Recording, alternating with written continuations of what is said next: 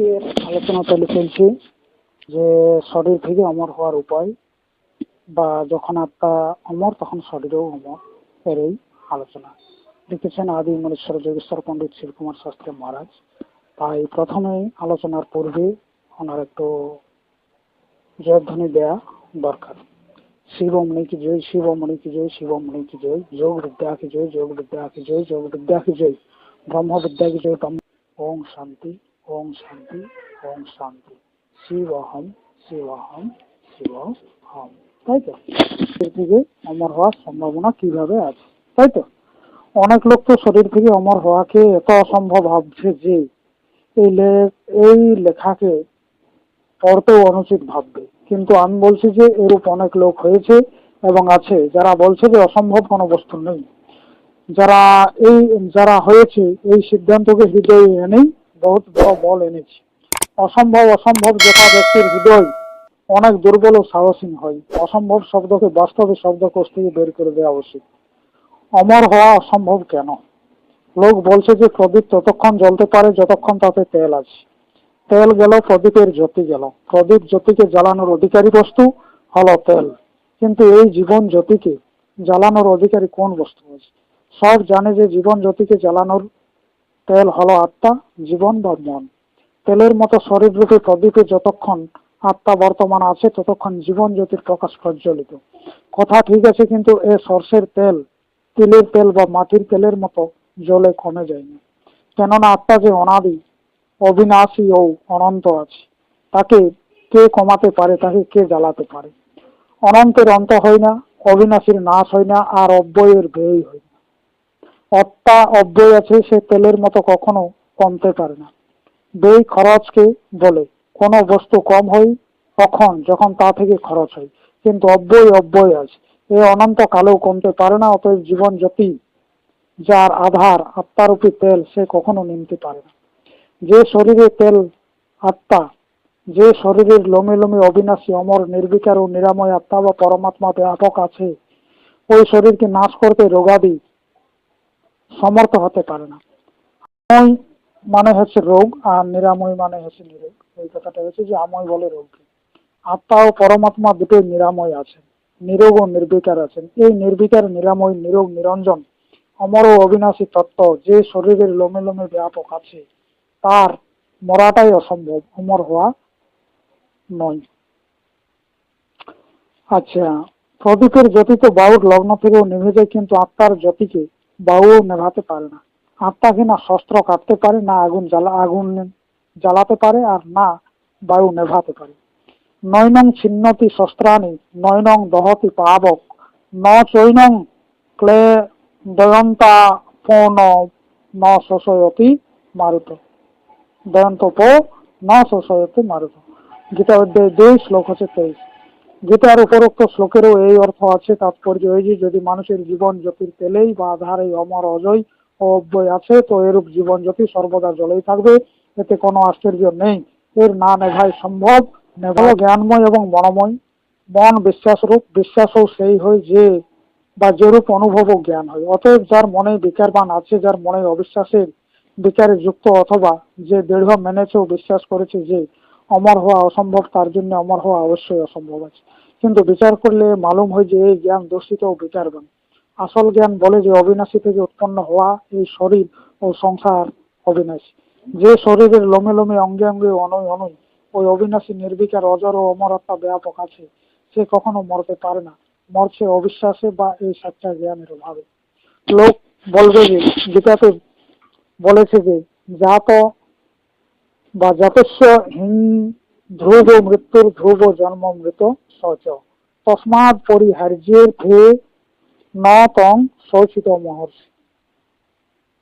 যার জন্ম হয়েছে সে মরবে, আর যে মরেছে সে অবশ্যই জন্ম নেবে। কিন্তু এই নিয়ম কার জন্য আছে? যার আসল ও বাস্তবিক জ্ঞান মেলেনি। জ্ঞানী ও যোগীর জন্য এর নিয়ম নেই। কেননা জ্ঞানে মোক্ষ হওয়া সবাই মানে। মোক্ষের অবস্থায় মানুষ জন্ম মৃত্যুর বন্ধন থেকে কেটে যায়। এ সবাই মানে যে মুক্ত মানুষ পুনরায় জন্মগ্রহণ করে না।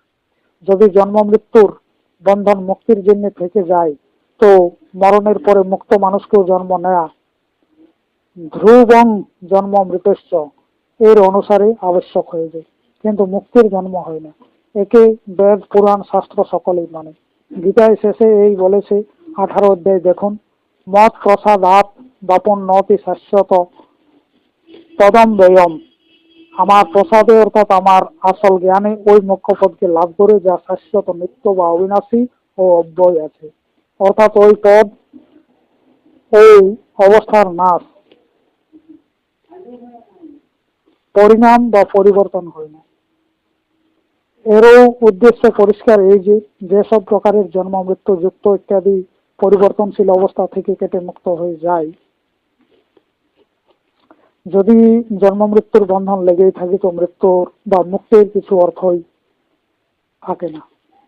অতএব কথাকে কম করে ও হিন্দু মাত্রে জানে যে মুক্ত হলো জন্ম মৃত্যুর বন্ধন থেকে কেটে যাওয়া।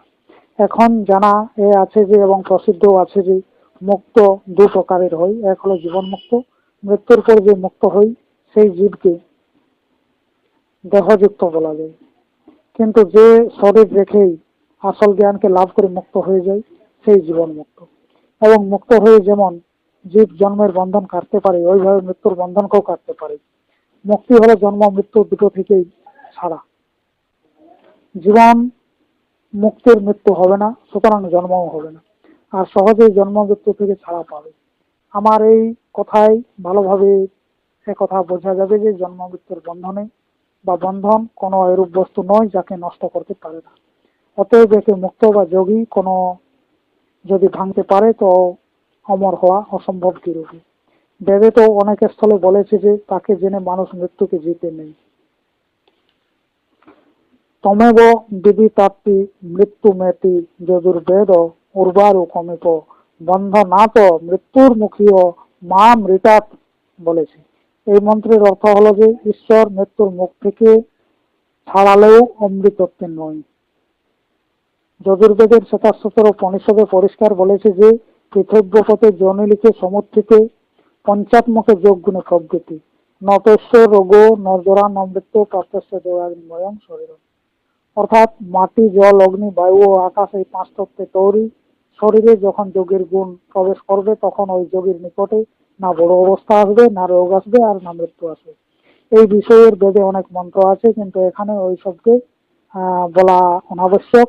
বেদ তো ডঙ্কার চোটে শরীরকে অমর করারও মৃত্যুকে জেতার সম্ভাবনা মেনেছে, কিন্তু এ থেকেই বা কেবল বেদ, গীতা ও পুরাণের কথা মাত্রে এই মানুষ মানতে পারে না। যদি মজহবি দুনিয়ার মানাতে সংসারে কোনো কথাকে মেনে নেওয়া যায় তো আমার কেবল এটাই বলে দেওয়া যথেষ্ট হয় যে প্রত্যেক মজহবের মধ্যে মার্কেন্ডীয়, লোমস, অশ্বত্থামা আর ভূষুণ্ডির সমান অনেক প্রাণী সমান মানা যায়।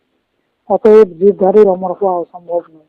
না এতেই কথা সমাপ্ত হয় না। পদার্থ বিজ্ঞানের যুগে মনোবল ও ইচ্ছা শক্তিরও অনুসন্ধান হয়েছে এবং ঔষধ থেকে অধিক এখন লোকে বিশ্বাস রোগ দূর করতে ইচ্ছা শক্তি, বিশ্বাস ও মনোবলের প্রয়োজন।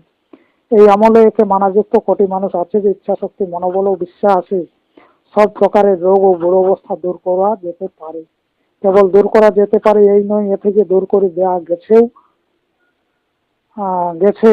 ও এই বিষয়ে অনেক চিকিৎসালয় খোলা গেছে। আমি মনোবল, ইচ্ছা শক্তি ও বিশ্বাস বলে রোগ ও বৃদ্ধাবস্থা যখন দূর করা যেতে পারে তখন মৃত্যু দূর করা যেতে পারে, আর অসম্ভব নয়। এখন ওই সময় এসে গেছে যে এর সম্ভাবনা মানা যায়।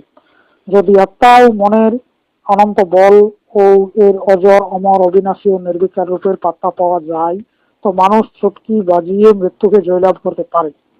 মনের শরীরে বড় প্রভাব আছে। শরীরের ভেতরে বসে থাকা মনেই এক এরূপ পদার্থ যে শরীরের প্রত্যেক আঙ্গুলের হাড়কে, হাত পাকে, এটাই নয় এর প্রত্যেক অনুকে নাচাচ্ছে। যেখানে মনে কোনো কথার সংকল্প হলো তখন ওদিকে শরীরে তার কাজ আরম্ভ হয়ে গেল। শরীরের সমস্ত কলকবজাও চালানোর অধিকারী হলো মন। বাইরে যে বড় বড় ইঞ্জিন ও কলকারখানা কাজ করছে তা থেকে কেবল মনের কথা। কারোর মনেই ভেবে এর জন্ম দিয়েছে। কারখানা খোলা এবং মননকারী মানুষই এখনো তাকে বানাচ্ছে। বানানোর পরেও মানুষের এই চালনাতে ইঞ্জিন চলছে আর থামিয়ে দিলে থেমে যাচ্ছে। অতএব শরীরের সমস্ত শক্তি যা দেখা এবং শোনাতে আসে তা মন ও আত্মার আছে, কিন্তু ইঞ্জিন জড় এর কবজা যদি ভেঙে যায় তো আপনা আপনি জোড়া হতে পারে না। শুকনো কাঠকে অল্প কেটে দেন, তা পুনরায় আপনা আপনি জুড়তে পারে না, কিন্তু কোনো সবুজ বৃক্ষকে কেটে দেন, তাতে জোড়ার কাজ আপনা আপনি আরম্ভ হয়ে যাবে। শরীরে বড় বড় ও গভীর ঘা হয়ে যায়, কিন্তু যদি শরীরে আত্মা থাকে তো ওই ঘা পূরণ হতে থাকে ও পূরণ হয়ে যায়। জীবনহীন ও মৃতক শরীরে হাজারো ঔষধ লাগান, কিন্তু তার ঘা ভরবে না। আত্মাও আত্মা ও মনের বল অব্যয় ও অনন্ত আছে, সেজন্য থকিত শরীর আত্মা বলে পুনরায় কিছুক্ষণ পরে তাজা হয়ে যায়। আত্মা ও মন অব্যয় ও অনন্ত বলযুক্ত। আত্মা ও মন না কখনো ঘর্ষিত হয়, না পুরানো হয়, আর না মরে। অতএব যতক্ষণের শরীর আছে ততক্ষণ শরীরকেও না ঘর্ষণ হতে দেবে, না বৃদ্ধ হতে দেবে ও না মরতে দেবে। কিন্তু মানুষের মনের রূপ ও বল তার বিশ্বাসের অনুসারে কমে ও বেড়ে থাকে। বিশ্বাসে মনের অবস্থায় ওই ক্ষণ পরিবর্তন হতে পারে বা পরিবর্তন হতে থাকে, আর মনের অবস্থার পরিবর্তনের প্রভাব শরীরে পড়তে থাকে। বাচ্চা ও পশু পক্ষী যখনই মনে ভয় পায় তখনই মলমূত্র ত্যাগ করে দেয়। এর বা ভয় হলো মনের বিকার। এর প্রভাব শীঘ্রই শরীরের শরীরের অন্ত্রে ও মূত্রথলিতে পড়ে, যার প্রভাবে এই হয় যে ভর বা প্রাণী মলমূত্র ত্যাগ করে। অত্যন্ত শোক ও ভয়ের প্রভাব মস্তিষ্কে এত পড়ে যে মানুষ বেহুঁশ হয়ে যায়। মনে অত্যন্ত শোক হলে হৃদয়ের গতি থেমে যায় ও মানুষ মরে যায়। মন দ্বারা শ্বাস বায়ুকে যেখানে চান সেখানে নিয়ে গিয়ে রুখতে পারেন। শ্বাস ও মনের সম্বন্ধ হলে সাধক যোগী যদি চান তো রক্তের গতির উপরেও নিজ পূর্ণ অধিকার জমাতে পারেন। অত্যন্ত শোক হর্ষে রক্তের গতি থেমে যায়। লোভে কপ ক্রোধ লোভে কপ ক্রোধে পিত্ত কাম তথা মোহে বাদ দোষের উৎপত্তি হয়। এভাবে শরীরের প্রত্যেক অণু মনের অধিকারে আছে, আর মানুষ নিজ মন বিশ্বাস তথা নিজ আত্মা থেকে যে রূপ চায় নিজ শরীরকে বানাতে পারে ও রাখতে পারে। যদিও মনে অনন্ত বল আছে আর তা কখনো মরণশীল ও ক্ষয়যুক্ত নয়, কিন্তু যদি কোনো সচ্চা জ্ঞান না হওয়ার কারণে এরূপ ক্ষয় ও মৃত্যু মানে তো সে ধীরে ধীরে ক্ষীণ হয়ে যায় ও তার প্রভাব শরীরে পড়ে। এর ফল এই হয় যে কিছুদিনের মধ্যেই শরীর বুড়ো হয়ে মরে যায়। কিন্তু যদি সচ্চা জ্ঞান হয় আর সচ্চা জ্ঞানে আত্মা ও মনের অদ্ভুত ও অনন্ত বলের পাত্তা ব্যাপক হয়, আর এই মালুম হয় যে আমার শরীরের প্রত্যেক অণুতে ওই আত্মা ব্যাপক আছে যে অবিনাশী নির্বিকার নিরাময় অজর ও অমর আছে, তো যদি মানুষ পূর্ণ বিশ্বাসের সাথে বুড়োবস্থাকেও দূর করে শরীরকে অমর করতে চায় তো বাস্তবে সে অজর ও অমর হয়ে যাবে। মানুষের মৃত্যু আর আবশ্যক, এই কথাকে হৃদয় থেকে বের করবেন। বিশ্বাসের সাথে বলুন যে আমি অমর, নিরোগ, বলবান ও জীবাই। মৃত্যুর ভাবনা করুন, আপনি অল্প দিনের মধ্যেই প্রত্যক্ষ দেখবেন যে এর শরীরে অদ্ভুত প্রভাব পড়ছে। এর এই উদ্দেশ্য নয় যে যদি আপনি মরতে চান তবুও মরবেন না, এও এক প্রকারের বন্ধন। অমর হওয়ার উদ্দেশ্য এই আছে যে আপনি মৃত্যুকে নিজ বশে করে নেবেন ও যতক্ষণ আপনি স্বয়ং না চাইবেন ততক্ষণ মরবেন না। যেমন গভর্নর, মিনিস্টার, জেলার ও সিভিল সার্জন ইত্যাদি নিজ খুশিতে বিনা কোনো অপরাধে বিনা কোনো বন্ধনে পড়ে বরাবর জেলে যায়, কিন্তু জেল যাওয়া বলা যায় না। আর না সমাচার পত্রে ছাপা থাকে যে অমুক সিভিল সার্জনের ঘন্টা জেল হয়ে গেল। এরকম মুক্ত আত্মাতে যে নিজ ইচ্ছাতে স্বতন্ত্র হয়ে জন্ম নেয় ও মরে, তার জন্ম নেয়া ও মৃত্যু বলা যায় না। মুক্ত আত্মা নিজ ইচ্ছাতে সংসারের উপকার করার জন্য আসে, এদের আসা যাওয়া জন্ম ও মৃত্যু বলা যায় না। তাই তো? এরপর আলোচনা চলছে যে মৃত্যুর বড় শত্রু হলো মৃত্যু। মানুষ জাতির সবচেয়ে বড় উপকার রেখে জয়লাভের মধ্যে প্রাচীনকালের যেসব মানুষের মৃত্যুকে জেতার ও এই সংসার ক্ষেত্রে তাকে পরাস্ত করার চেষ্টা করেছেন, তারা যদিও আজ নেই এবং মারা গেছেন, কিন্তু আমাদেরকে তাদের কৃতজ্ঞ হওয়া উচিত। কারণ এই যে ওইসব ব্যক্তি এই লড়াইয়ের মাঠে মানুষ জাতির সবচেয়ে বড় শত্রুকে পরাস্ত করতে ও এভাবে নিজ মানুষ জাতির বহুত বড় উপকার করার চেষ্টা করেছে। মৃত্যুকে জেতার প্রচেষ্টা প্রাচীনকাল থেকেই হচ্ছে ও সংসারের সবচেয়ে অধিক পেয়ারি বস্তু যদি সত্য বলা যায় তো নিজ জীবন। এরপরে দ্বিতীয় নম্বরে মানুষ জাতির সোনা বানানোর চেষ্টাও বহুত প্রাচীনকাল থেকে হচ্ছে, চেষ্টা হয়ে আসছে, কিন্তু আজ পর্যন্ত সোনা বানাতে পারে না। এই চেষ্টার রাস্তায় মানুষ জাতি যে বিদ্যা লাভ করেছে ওই বিদ্যার নাম হলো রসায়ন বিদ্যা। এই চেষ্টায় সনাত আজ পর্যন্ত হচ্ছে, কিন্তু এই চেষ্টার রাস্তার যে রসায়ন বিদ্যার লাভ ঘটেছে তা থেকে মানুষ জাতির সোনা থেকেও অধিক উপকার হলো। যেমন সোনা বানানোর চেষ্টায় রসায়ন শাস্ত্রের উৎপত্তি, ওইভাবে মৃত্যুকে জেতার প্রচেষ্টায় ধর্ম, সম্প্রদায়, মজহব ও দর্শন শাস্ত্র উৎপন্ন করেছে। ধর্ম উপদেশক দেখেছেন যখন মৃত্যু এখানে দূর হয়নি, তখন বলা থাকে যে অমুক অমুক কাজে পরলোকে গিয়ে অমর হয়ে যাবেন।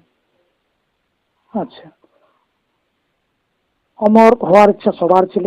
দেখেছেন এই লোকে যদি অমর না হয় তো যে ধর্ম ও মজহব আচ্ছা মজহব কম করে পরলোকে আমাদের অমর হওয়ার কথা দিয়েছেন ওই জন্যই মত। সমস্ত মজহবী ও ধার্মিক গ্রন্থের নাম মুক্তি বা মোক্ষ রেখেছে। আর ইউরোপীয় ঈসাই একে ইন্টারন্যাশনাল বা ইন্টারনাল লাইফ বা সেলভেশন বলেছেন। উদ্দেশ্য এই ছিল যে মুক্তির এই অবস্থায় পৌঁছে মানুষ অমর হয়ে যায় বা জন্ম মৃত্যুর বন্ধন থেকে মুক্ত হয়ে যায়।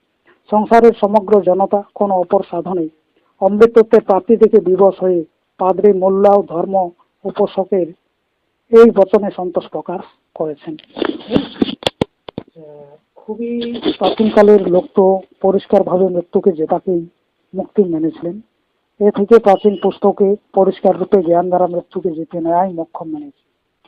রীতে জ্ঞানান্য মুক্তি, যদিও এই সময় লোক মুক্তির বাস্তবিক অর্থ থেকে দূরে গিয়ে পড়েছে, কিন্তু প্রাচীনকালে মৃত্যুর পাশ বা বন্ধন থেকে কেটে যাওয়ায় মুক্তি ও মোক্ষের সাতটা রূপ মানা গিয়েছিল। এই কারণে সহস্র ধর্মগ্রন্থে মুক্তির জন্য যেসব শব্দ এসেছে তাদের অর্থ বন্ধন থেকে কেটে যাওয়া। সেলভেশন ও নাজাতের অর্থ এই।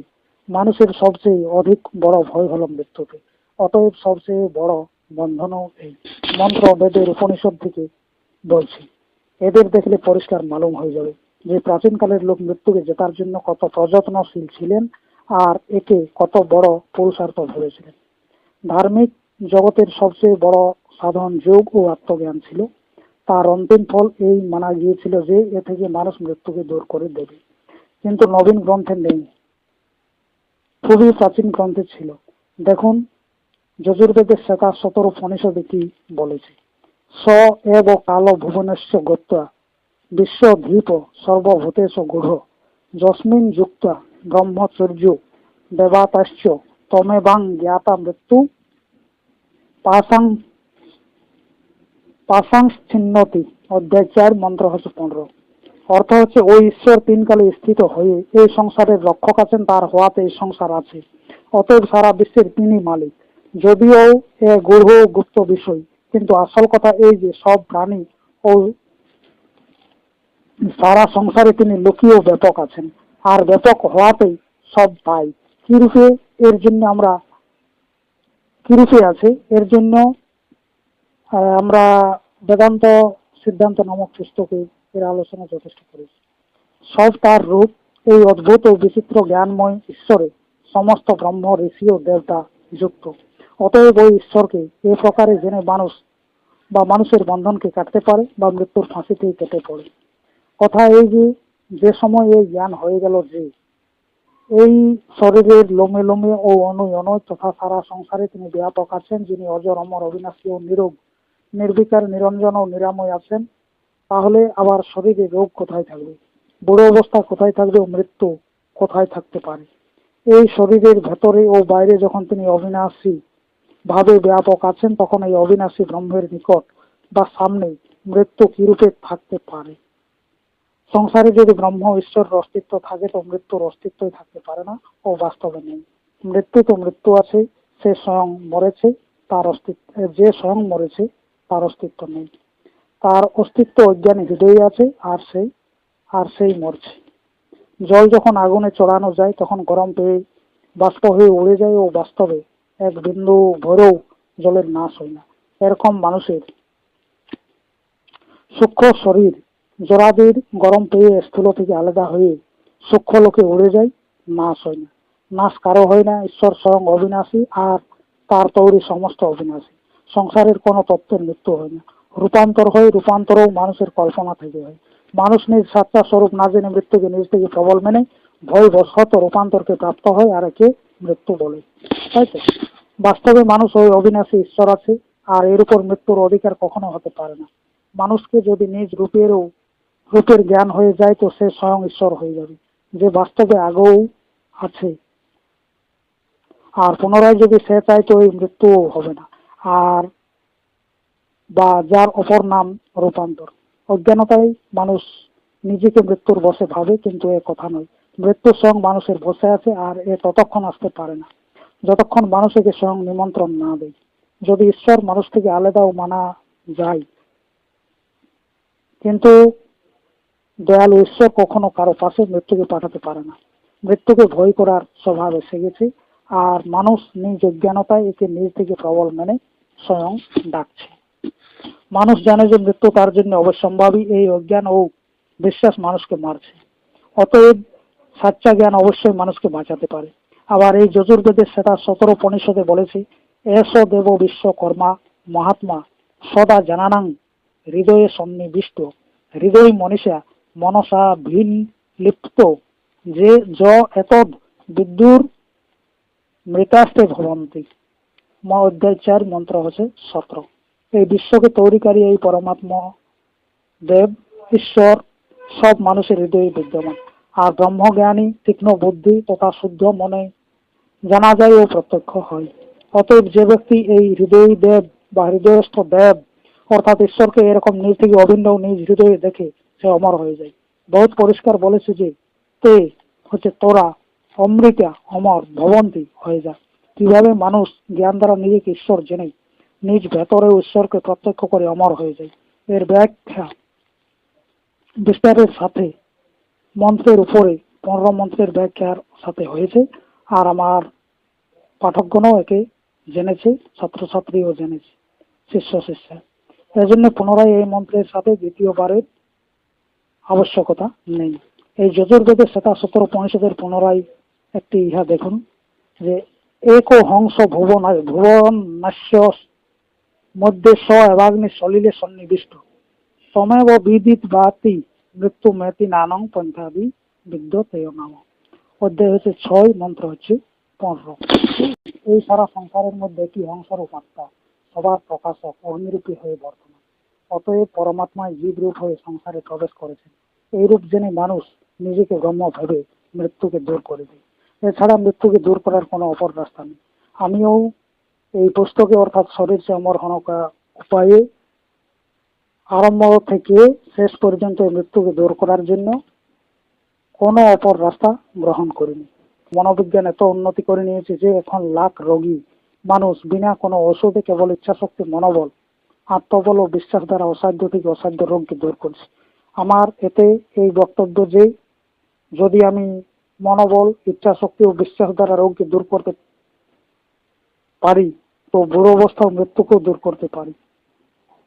আমি মানছি যে আত্মবল ও মনোবল ছাড়া কোনো ওষুধে এই গুণ নেই যে সে বৃদ্ধাবস্থা দূর করে মানুষকে সর্বথা নিরোগ করে তার শরীরকেও অমর বানিয়ে দেয়, অমর করে বা বানিয়ে দেয়।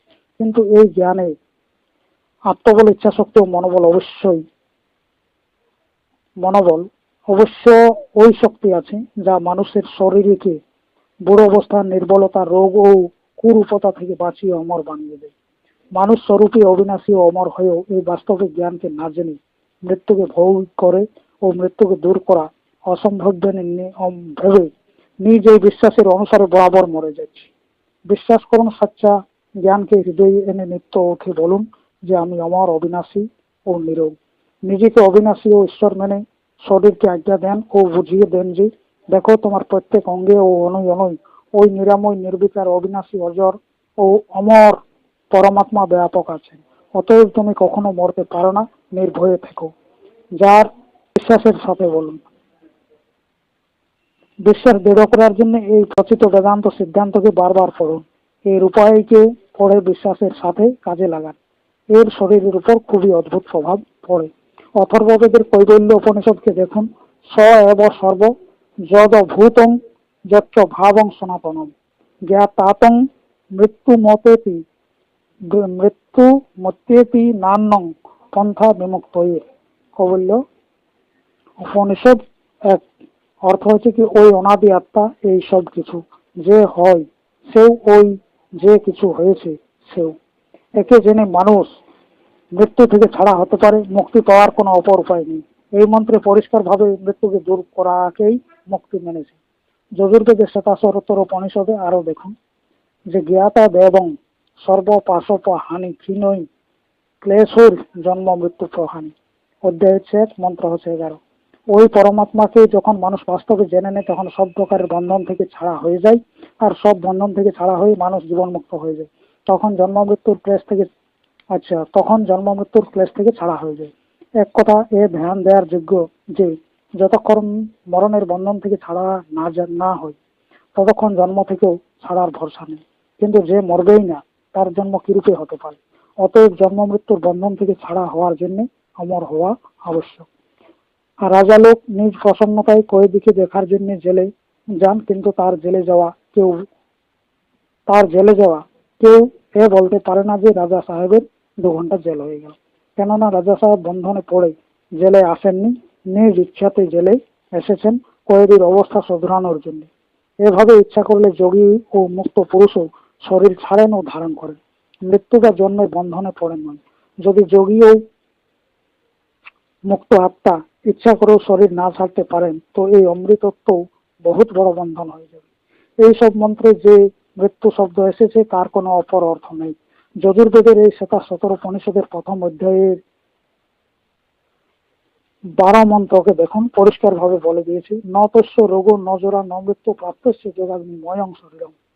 যার শরীর যোগাগ্নিতে ব্যাপ্ত তার না রোগ হবে, না সে বৃদ্ধ হবে, আর না তার মৃত্যু হবে। কত পরিষ্কার আছে। এখানে কি মৃত্যুর কোনো অপর অর্থ আছে? কখনো নেই। নাম হলো সচিত্র যোগসাগর।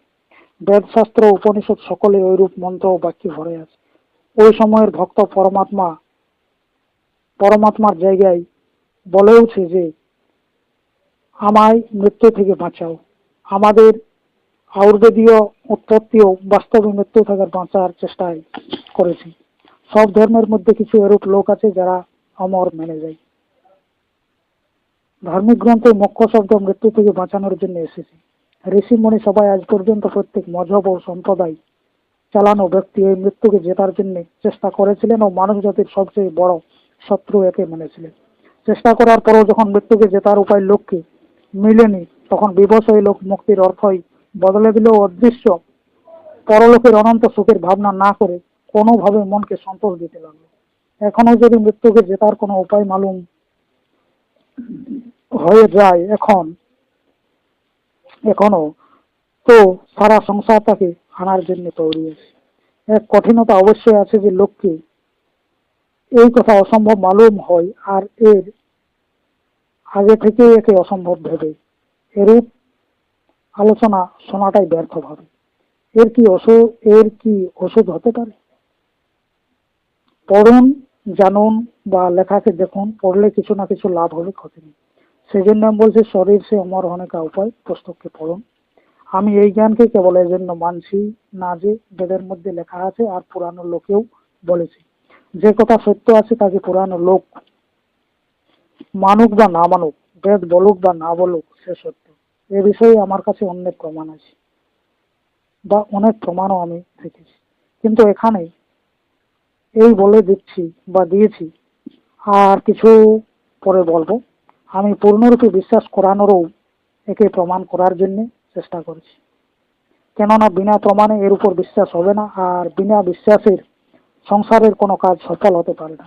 বুড়াবস্থা ও রোগকে কেবল মনোবল দূর করতে পারে, সেটা কিভাবে? মৃত্যু, বুড়াবস্থা ও রোগকে কেবল মনোবল দূর করতে পারে কিভাবে? তাই তো সংসারের সবচেয়ে বড় বস্তু হলো মন। বড় থেকে বড় দার্শনিক, বড় থেকে বড় বৈজ্ঞানিক ও বড় থেকে বড় বিজ্ঞান শেষে এই জানতে পারেন যে সংসারের সবচেয়ে বড় পদার্থ হলো মন। হিন্দু দার্শনিকে এই বড় বস্তুর নাম হলো আত্মা। আত্মা ও মনে কোনো ভেদ নাই। আত্মা থেকে মন আছে আর মন থাকাতে আত্মা আছে। আচ্ছা, সেখানে আত্মা আছে, সেখানে চেতনতা আছে, আর যেখানে চেতনতা আছে সেখানে মন আছে। আত্মা চেতন, অতএব মনোময়। মন, চেতনতা, জীবন ও আত্মা সব এক তত্ত্বের অনেক নাম। বড় থেকে বড় কিল ও মহল, বড় থেকে বড় যন্ত্র, বড় থেকে বড় অনুভব ও বিজ্ঞানের গ্রন্থ কে বানালো? মন, বুদ্ধি, আত্মা ও জীবধারী। বানানোর পরেও কি কোনো যন্ত্র বিনা কোনো জীবধারীর চালনাতে, বিনা মন বা বুদ্ধিতে চলতে পারে? কখনো নয়। বড় থেকে বড় বস্তু যা থেকে সংসারে আশ্চর্যজনক কাজ হচ্ছে তাকে বিচার করে দেখুন, তাহলে মালুম হবে যে এসব হলো জীবধারীর মনের অদ্ভুত কাজ। মন যখন দেখার ইচ্ছা করে তখন চোখের রূপের উৎপত্তি হয়। রূপ বিনা প্রকাশে প্রত্যক্ষ হয় না। অতএব রূপ ও চোখের সাথে প্রকাশের উৎপত্তি হয়। আগুন, গরম ও প্রকাশের রাজা হলো সূর্য, অতএব সাথেই সূর্যেরও উৎপত্তি হলো। তাৎপর্য এই যে মনের দেখার ইচ্ছা শক্তিতে চোখ, রূপ ও সূর্য তিনের উৎপত্তি হলো। নিরাকার জ্ঞানের সাকার রূপ হলো প্রকাশ। জ্ঞানে চোখ খুলে যায় ও অন্ধকার দূর হয়ে যায়। জ্ঞানে প্রকাশ হয় আর অজ্ঞানে অন্ধকার। অন্ধকার ও অজ্ঞানে মানুষ ঠক্কর খায়, আর প্রকাশ বা জ্ঞান এলে বেঁচে যায়। আত্মা ও মন দুটোই জ্ঞানময়, অতএব দুটোই প্রকাশমান তত্ত্ব। এই পরম প্রকাশমান তত্ত্ব থেকে, অর্থাৎ মন বা আত্মা থেকে সূর্যের উৎপত্তি হয়েছে। সূর্য হলো আত্মার এই অপর রূপ। আত্মাই সূর্যরূপে সামনে চমকে দিচ্ছে বা চমক দিচ্ছে। আশ্চর্য করার কথা নয়, এ সত্য। এই জাজ্জল্যমান ও অদ্ভুত প্রকাশ আত্মার এক সাকার রূপ। এই পৃথিবী হলো গোল, পৃথিবী এনে সারা সংসার গোল। এখানে এই পৃথিবীর উপর আপনি কোন স্থান থেকে চলে যদি একই দিকে বরাবর চলে যান, তো পুনরায় ওই স্থানে এসে যাবেন যেখান থেকে গিয়েছিলেন। উদ্দেশ্য এই যে যদি কোনোভাবে আমি দূর পর্যন্ত দেখতে পারি, তো সামনে দেখলেও খুবই দূরে নিজের রূপ দেখতে পাবো, যেহেতু পৃথিবী গোল। যেমন মানুষ সামনে চললে পুনরায় ওই জায়গায় পৌঁছে যাবে যেখান থেকে সে চলে গিয়েছিল। অনুমান করুন যে আমার দৃষ্টি খুবই তেজ আছে, তো এর অনুসারে খুবই দূরে সামনে পুনরায় আমাকে দেখতে পাবো, আমার নিজই রূপ দৃষ্টিগোচর হবে। এই ভূমিকা থেকে আমি বলতে চাই যে ভেতরের আত্মাই উপরে বহুত দূরে সূর্যরূপে চমক দিচ্ছে। ওই সূর্য ওই আত্মা আছে, এই সূর্যটা ওই আত্মা আছে, বুঝিস, যে বহুত দূরে সংসারের গোল হওয়ার কারণে সামনে দৃষ্টিগোচর হচ্ছে। এইভাবে নাক, কান, জীব, ত্বক, গন্ধ, রস, স্পর্শ ও শব্দ, অথবা এই সারা সংসার হলো মনের কল্পনা। এই মন থেকে সারা সংসারের উৎপত্তি হলো, আর সংসার এই মনের অধীনে আছে। অতএব সারা সংসার মন থেকে বা আত্মা থেকে বড় বস্তু কিন্তু নেই। সারা সংসারের তৈরিকারী হলো মন, অতএব সারা সংসারকে মনেই এক এরূপ তত্ত্ব যে নিজ ইশারাতে নাচাতে পারে। শরীরে তো কেবল আত্মার প্রভাব আছে, এক দুই দিনে হোক বা 2 বছরে হোক, কিন্তু মনের প্রভাব শরীরে বিনা পড়ে থাকে না। যে মন দ্বারা এ মানে যে মানুষ জরা, বুড়ো অবস্থা ও মৃত্যুকে জিততে পারে না, সে বাস্তবিক জিততে পারে না। রোগ, মৃত্যু ও বুড়ো অবস্থার কারণ হলো কেবল অজ্ঞান। জ্ঞান হলেই মনের অবস্থা বদলে যাবে ও মৃত্যু, বুড়ো অবস্থা এবং রোগ দূর হয়ে যাবে। তা কোন অজ্ঞান যা থেকে এই 3 প্রত্যক্ষ হচ্ছে? ওই অজ্ঞান হলো বাস্তবিক তত্ত্বের সাচ্চা কথার। ওই সাচ্চা তত্ত্ব কি? আসল কথা এই যে এই সংসার ওই আত্মা থেকে উৎপন্ন হয়েছে, যে নিরোগ, নিরাময়, নির্বিকার ও অব্যয় আছে। অতএব আসল কথা এই যে নির্বিকার থেকে উৎপন্ন হলে সারা সংসার ও নির্বিকার ও নিরাময়। বুড়ো অবস্থা, রোগ ও মৃত্যু ইত্যাদি বিকার হলো এই বাস্তবিক তত্ত্বের অজ্ঞানের ফলে। যখন সারা সংসারে আত্মা ও পরমাত্মা ব্যাপক হচ্ছেন, তখন ওই স্থানে বুড়ো অবস্থা, মৃত্যু ও রোগ কিরূপে থাকতে পারে? এই বাস্তবিক তত্ত্বের অজ্ঞানের কারণে মানুষ স্বয়ং অসংখ্য বছর থেকে মৃত্যু, বুড়ো অবস্থা ও রোগের কল্পনা করে বুড়ো হয়, রোগী হয় ও মরে। স্বয়ং বলে যে এতদিনের পরে বুড়ো হয়ে যাব, এই কাজ করব, তখন রোগী হয়ে যাব ও মৃত্যু তো অবশ্যম্ভাবী আছে। বস এই নিজ কল্পনার অনুসারে মানুষ বুড়ো হয়ে, রোগী হয়ে ও মরে। যখন মানুষ স্বয়ং বলে যে মৃত্যু ও বুড়ো অবস্থায় কেউ টলাতে পারে না, তখন মৃত্যু ও বুড়ো অবস্থা আসাও অনিবার্য হয়ে যায়। মৃত্যুর সঙ্গে মৃত ও জীবনে, জীবনের অভাবের নামই হলো মৃত্যু। যেখানে জীবনের অভাবেই আছে, তাতে শক্তি কোথায়? যাতে শক্তি, বল ও জীবন নেই, যে স্বয়ং মৃত ও মৃত্যু, যে কোনো ব্যক্তি, জীব, পদার্থ ও বস্তু নয়, যে কেবল অজ্ঞান অবস্থার এক কল্পনা, তাকে দূর করার জন্য অধিক চেষ্টা, সামগ্রী বা সামানের আবশ্যকতা নেই। যেভাবে এ কেবল মনের কল্পনা মাত্র আছে, ওইভাবে কেবল কল্পনা থেকে দূর হতেও পারে। আচ্ছা, মৃত্যু, রোগ ও বুড়াবস্থা কেবল অজ্ঞানের কল্পনা, অতএব জ্ঞানের কল্পনায় এদের নাশ হয়ে যাবে। যে কোনো বস্তু নয়, কেবল অজ্ঞানের মধ্যেই তার ভাব আছে। তার বাস্তবিক জ্ঞান হলে পরে যদি অভাব হয়ে যায় তো কোনো আশ্চর্য নয়। আমি মান করেছি যে সংসারে মন থেকে বড় বস্তু, সব থেকে বড় পদার্থ ও সব থেকে বড় শক্তি হলো মন। এর চাইতে অপর বস্তু কিছু নেই। অতএব বুড়ো অবস্থা ও মৃত্যু যদি দূর হতে পারে তো এই মনের প্রভাবে অপর কোনো উপায় না আছে, না ছিল ও না থাকবে। ওষুধের মধ্যে যে শক্তি আছে তা এই মনের শক্তির এক প্রতিবিম্ব। বহুদিন থেকে মানুষ কল্পনা করে আসছে যে এই ওষুধে এই গুণ আছে। ওষুধ প্রার্থনা অথবা পূজায় বিনা বিশ্বাসে লাভ পৌঁছায় না। ঔষধ এই নয়, সারা সংসারে মনের সাম্রাজ্য। মনে সবচেয়ে বড় তত্ত্ব, আর এই মৃত্যু তথা রোগকে সমূলে নষ্ট করতে পারে ও বুড়ো অবস্থাকে দূর করতে পারে। মানুষের ঈশ্বরও অতই বড় আছে যত বড় তার বিচার জ্ঞান এবং মন আছে। মানুষের মন বা মনে যত বড় ও উচ্চ জ্ঞান হয় সে অতই বড় ও উচ্চ ঈশ্বরও কল্পনা করতে পারে। যত দূর যে মানুষের মনের কল্পনা পৌঁছে অতই বড় ঈশ্বরের ওই মানুষ কল্পনা করতে পারে। এই ঈশ্বরও অতই ফল দিতে পারে যত মানুষের ভেতরে বিশ্বাস হয়। নিজ মনের বিশ্বাসে নিজই ঈশ্বর আছে। মানুষের বন্ধন মুক্তির কারণ কেবল তার মন। মন সব থেকে বড়, মহান ও এক অদ্ভুত পদার্থ। যে মানুষের মন এই বাস্তবিক তত্ত্বে অনভিজ্ঞ আছে, যে এখানে কোথাও বুড়ো অবস্থা, রোগ ও মৃত্যু নেই, বরং আত্মা বা পরমাত্মায় সর্বব্যাপক, সেই মরছে, রোগী হচ্ছে, বুড়ো হচ্ছে। সারা সংসারে একই তত্ত্ব আছে, আর সেই সর্বব্যাপক আছে। এই তত্ত্বের নাম হলো মন, আত্মা বা পরমাত্মা। আত্মা ও মন দুটো অবিনাশী।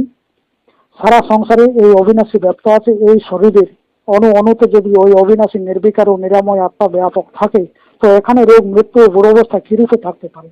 তবুও মানুষ ভাবছে ও বলছে যে মৃত্যু জরুরি ও বুড়ো হওয়া অনিবার্য। যখন স্বয়ং বলছে তখন কি আবার না মরে ও না বুড়ো হয়ে থাকে? শরীর ভেঙে অমর হওয়ার উপায় নামের এই পুস্তকে আমার এক মানুষ বেদ ছিল।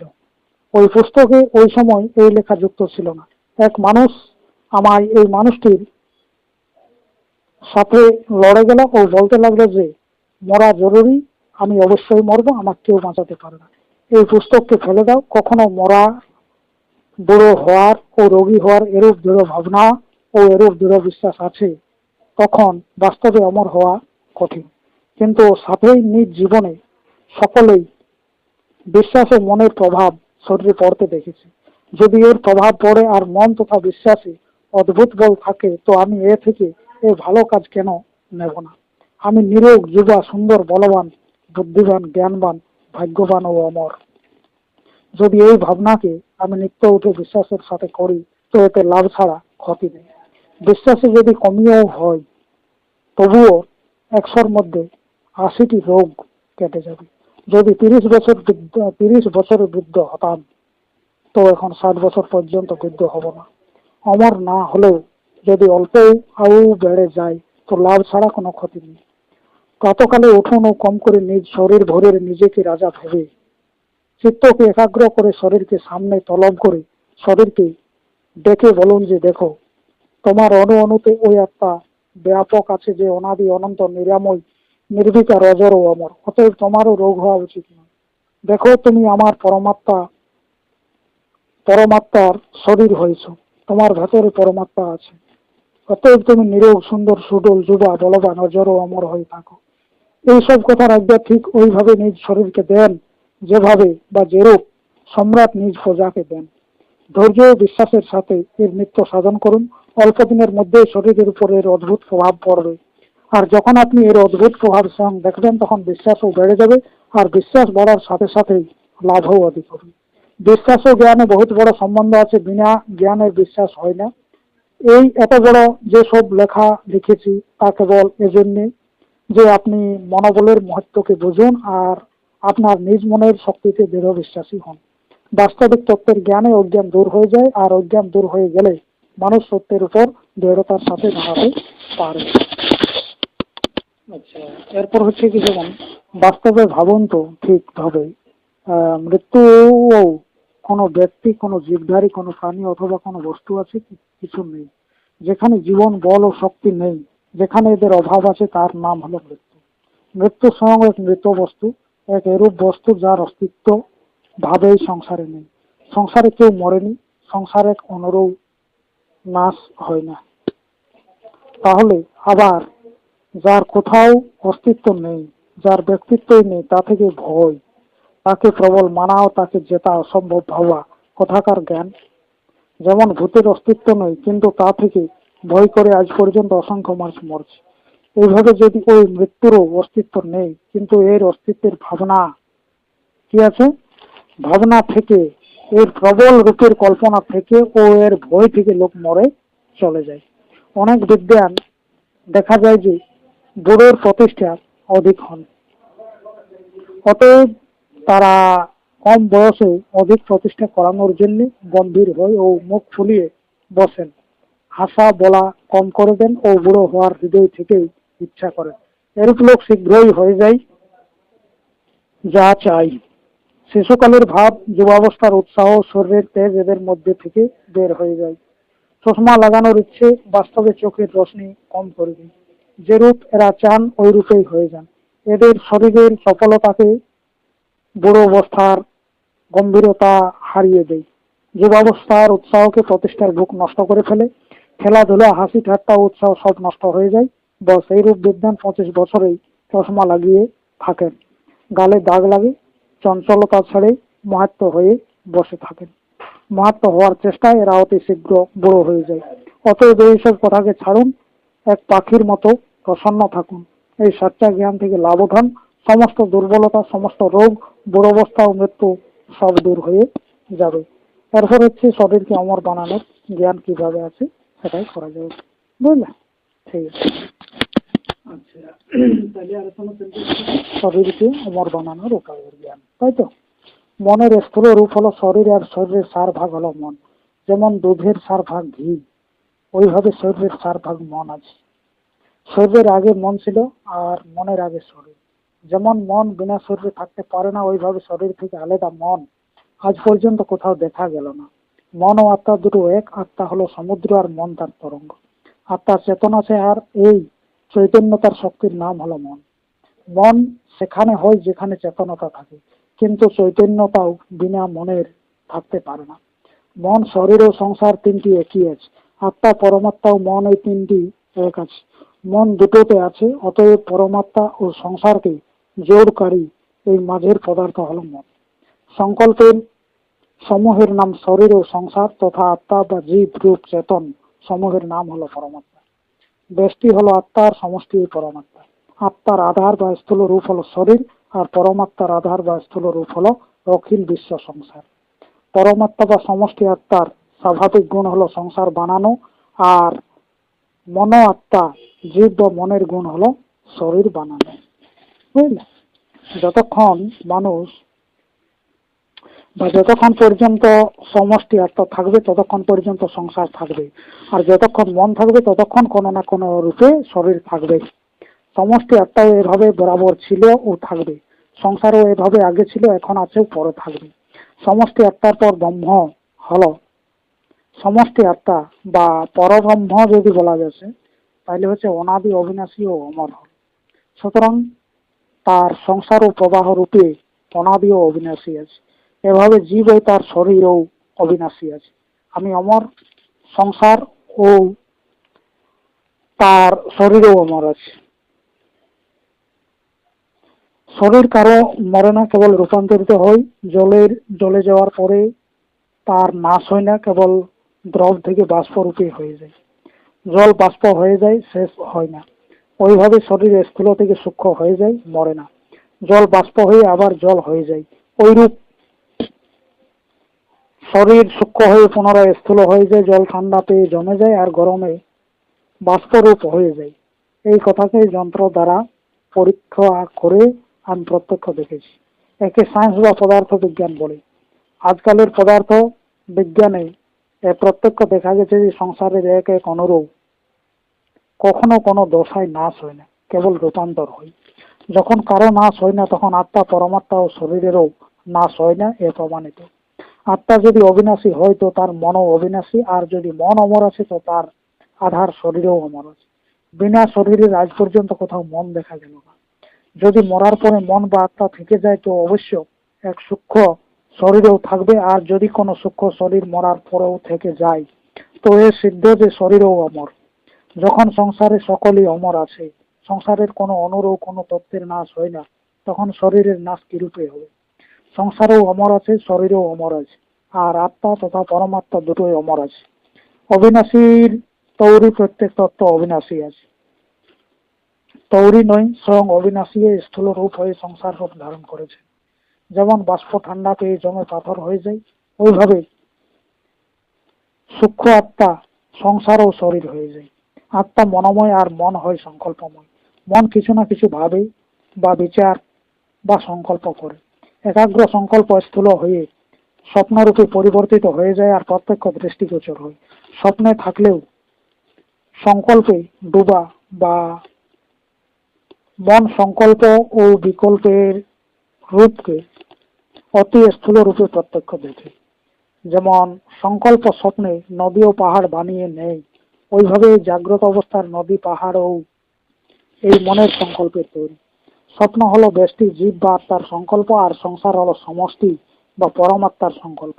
অতএব আত্মা, পরমাত্মা, মন, সংকল্প, শরীর ও সংসার সব একই আছে, আর একই তত্ত্বে তৈরি হয়েছে। এ থেকে বেদে বলেছে এক মেবা দ্বিতীয়ম ও সর্বকল বিদং ব্রহ্ম, অর্থাৎ একই তত্ত্ব আছে আর সবকিছু ব্রহ্ম। এই কারণে দেখা যায় যে শরীরের উপর মনের কেবল প্রভাব আছে। যদি কেউ তরোয়ালে কারো শরীরকে কাটে তো এও মনেরই প্রভাব। মারা ব্যক্তি মনে সংকল্প করে তরোয়াল উঠাও, মন থেকে এ জেনেছিল যে এতে মারলে সে মরে যাবে। তলোয়ার তৈরিকারী লোহারও মনোময় ছিল, সেও মনেই ভেবে এরূপ তরোয়াল বানিয়েছিল যে শরীর কাটতে পারে। লোকের এ অনেক দিনের বিশ্বাস ও মনের ভেতরেই ছিল। আচ্ছা, তরোয়ালে শরীর কাটা যায়, যাকে মারা গেল সেও এ বিশ্বাস করেছে যে এই তরোয়াল লাগছে, এখন শরীর কাটা যাবে। কতদূর বলা যায়? বুদ্ধিমানের জন্য অধিক বলার আবশ্যকতা নেই। সারা সংসারের কেবল মনের খেলা চলছে। যদি মন না হয় তো সংসারও হয় না। শরীরের উপর তো মনের পুরোপুরি প্রভাব আছে। অতএব মন যেরূপ চাইবে ওই রূপেই শরীরের রূপান্তরও হবে। মৃত্যু তো কোনো বস্তু নয়, সংসারের প্রত্যেক অণু অমর আছে। শরীর ও আত্মা বা শরীর, আত্মা ও মন সব অমর আছে, কেবল রূপান্তর হয়। এই রূপান্তরও তখন হয় যখন এই মন স্বয়ং চাই। অতএব শরীরের অমর হওয়া ততক্ষণ কঠিন ও অসম্ভব আছে যতক্ষণ এই মন স্বয়ং একে অসম্ভব মানছে। মনের বিশ্বাসে সারা শরীর ও সারা সংসারে প্রভাব পড়তে পারে। অতএব যদি মৃত্যুর বিশ্বাসকে কম করে সরিয়ে দেওয়া যায় তো এই কেবল রূপান্তর রূপ মৃত্যু ও অবশ্য সরে যাবে। মৃত্যু ও রূপান্তর মৃত্যু ও রূপান্তর কি এই মন বা আত্মা থেকে বেড়ে প্রবল সংসারে থাকতে পারে? নেই। যদি আপনি দৃঢ়রূপে মরতে না চান তো বিশ্বাস করুন আপনার শরীরের মৃত্যু বা রূপান্তর কখনো হতে পারে না। সংসারের সমস্ত কথা আপনার ইচ্ছাতে আছে। এইসব চেয়ে বড় জ্ঞান আছে যাকে মানুষ জাতিকে জানে। মানুষের ইচ্ছার বিরুদ্ধে কিছু হতে পারে না। যদি মানুষ আত্মবলের পরিচয় লাভ করে নেয় তো মানুষের ইচ্ছা এই ভাগ্যকে বদল করে সংসারকেও নড়াতে পারে। মানুষ যদি নিজ মনের এই বলকে ভেবে ইচ্ছা করে ও দৃঢ় বিশ্বাসের সাথে ইচ্ছা করে তো অবশ্যই মৃত্যুর উপরও বিজয় লাভ করে নেয় এবং সর্বদা নীরব, সুন্দর, যুবা ও বলবান হয়ে থাকে। বাস্তবে মানুষ কোনো সাধারণ বস্তু নয়। এই বিষয়ের উপর বিচার করুন, তাহলে আপনাকে মালুম হবে যে এই মানুষ মানুষ নয় বরং সর্বশক্তিমান। এরপর হচ্ছে সংসারের রোগ দোষ ও পাপ নেই, যদি আছে তো তা কেবল অমৃতত্ব আছে, সেটাই করা যাবে।